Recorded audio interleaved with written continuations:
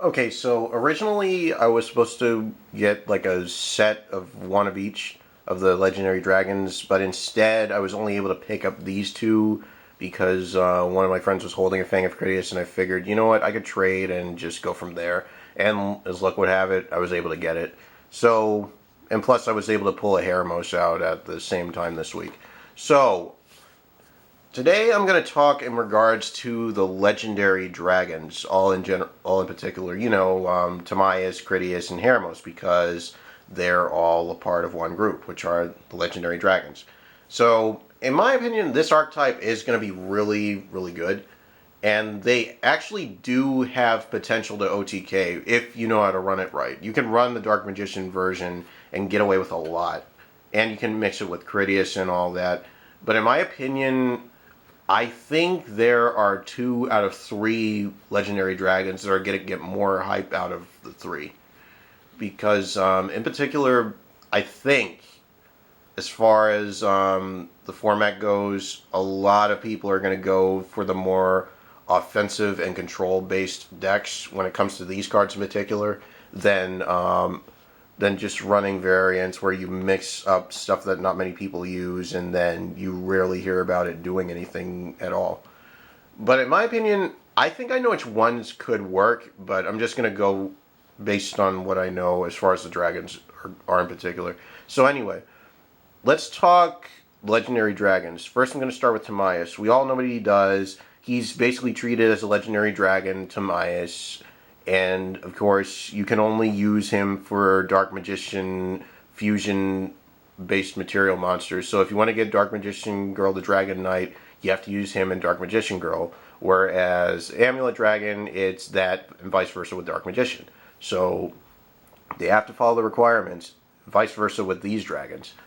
I'm mad that they didn't make effect monsters for these creatures, but hey, if they were ritual monsters, this would be funny. But anyway, no such luck there. But it's good that these came out. So, simply put, it's awesome to have these out, finally. After like how many years? Probably like a few years since the Waking the Dragon series was out. But anyway, aside from that, Fang of Critias. I think this, next to Timaeus, is going to get the most hype since it came out. Because we already know that Mirror Force Dragon and what is it, Doom Virus Dragon, it's been going up like crazy. They've both been going up like crazy because they're that damn broken in the game right now. Doom Virus Dragon, it's basically next to Mirror Force Dragon like a JD. The only difference is they have certain requirements to meet their exploding ability. And as far as Claw of Heremos goes, he's kind of in a league of his own compared to the other two. But I think Fang of Critias is going to show more hype than the rest of the 3 dragons. Than out of the 3 dragons, he's going to get the most out of it.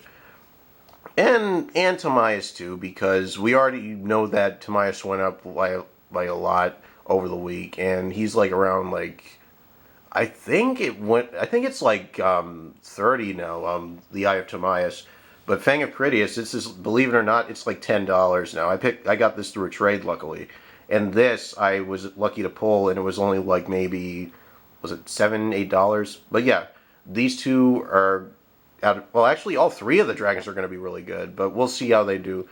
Because I heard using all 3 of them in the OTK version, you can get a lot done and just sit on most of the fusion monsters that you use to make the OTK happen.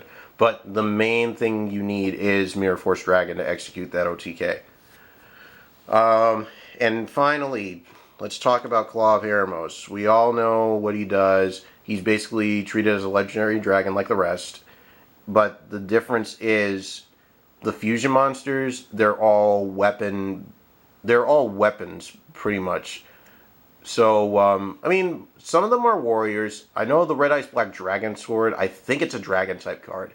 But they are all weapon-based cards. So you equip them to any card and they gain certain abilities. Goddess Bow. There's a third fusion that escapes me at the moment, but I will look it up later on and kind of address that later on. But out of the 3, I think Goddess Bow and Red Ice Black Dragon Sword are going to get a lot out of the support that just came out, especially with the Dragons of Legend 2 pack being a big thing now since they're out. But overall, I think out of the whole set of cards that came out, the Legendary Dragons are going to take the format by storm, along with other new things that are coming out when Clash of Rebellion comes out, since the sneak peek is like a few days from now. Anyways, hope you all enjoyed this video, and please leave a like and favorite if you did, and hit me up in the comments and let me know what you guys want to review next time. Until then, I'm Smash Adams, and I'm out. Peace.